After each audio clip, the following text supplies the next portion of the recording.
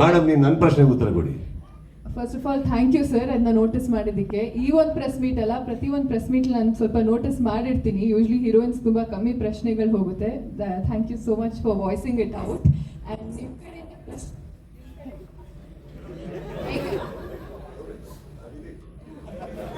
Hello yeah and ನಿಮ್ಮ ಕಡೆಯಿಂದ ಪ್ರಶ್ನೆ ಬರ್ತಿರೋದು, I feel complete today.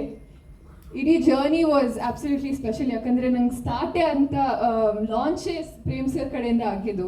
So ಅಂಥ ಅವಕಾಶಗಳು ನನ್ನ ಪೊಟೆನ್ಷಿಯಲ್ ತೋರಿಸಿ ಓಕೆ ಬರ್ತಾ ಇದೆ ಸಿನಿಮಾ. ಬಟ್ ಜರ್ನಿ ಸೂಪರ್ ಆಗಿದ್ರೆ ಇವತ್ತು ಪ್ರೆಸ್ ಮೀಟ್ ಇನ್ನೂ ಸ್ಪೆಷಲ್ ಸರ್ ನನಗೆ, ನೀವು ಬಂದಿದ್ದಕ್ಕೆ, ನನ್ನ ಪ್ರಶ್ನೆ ಕೇಳಿದ್ದಕ್ಕೆ. ಮೇಡಮ್ ಇನ್ನೊಂದು ಪ್ರಶ್ನೆ ಮೇಡಮ್, ಸೆನ್ಸರ್ ಬಗ್ಗೆ ಬೇಡ ಬಿಡಿ.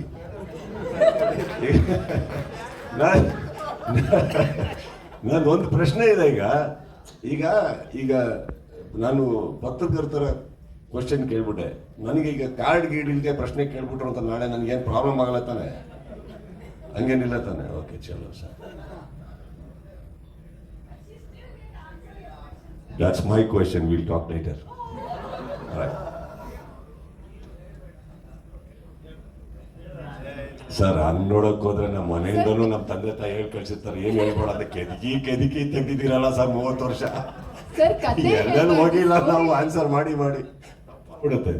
No it's it's a very what you say very light moment ಅಂತ ಅನ್ಕೊಳ್ಳಿ. But I personally feel it's I understand your questions, I understand everything. But ದೃಷ್ಟಿಕೋನ ಅಂತ ಒಂದಿದೆ ಸರ್. ಆ ದೃಷ್ಟಿಕೋನದಲ್ಲಿ ಅವ್ರ ಜಾಗದಲ್ಲಿ ಯಾವುದೇ ಹೀರೋಯಿನ್ ಇರಲಿ ಪ್ರಾಬ್ಲಮ್ ಅಲ್ಲ. ಅವರಲ್ಲಿ ಕೂತಿರ್ಬೇಕಾದ್ರೆ ಅಥವಾ ಇನ್ಯಾರೋ ಕೂತಿರ್ಬೇಕಾದ್ರೆ 1.5 hour ಆಫ್ ಸ್ಪೀಚಲ್ಲಿ ಒಂದು ಕ್ವಶನ್ ಹೋಗ್ತಾ ಇಲ್ಲ ಅಂದಾಗ, this is where while going back we think, ಅಂದರೆ ಏನು ಮಾಡೇ ಇಲ್ವಾ ಜೀವನದಲ್ಲಿ ನಾವು? ಏನು ನನಗೇನು ಪ್ರಶ್ನೆನೇ ಇಲ್ವಾ, ನಾನು ಏನು ಮಾಡಿ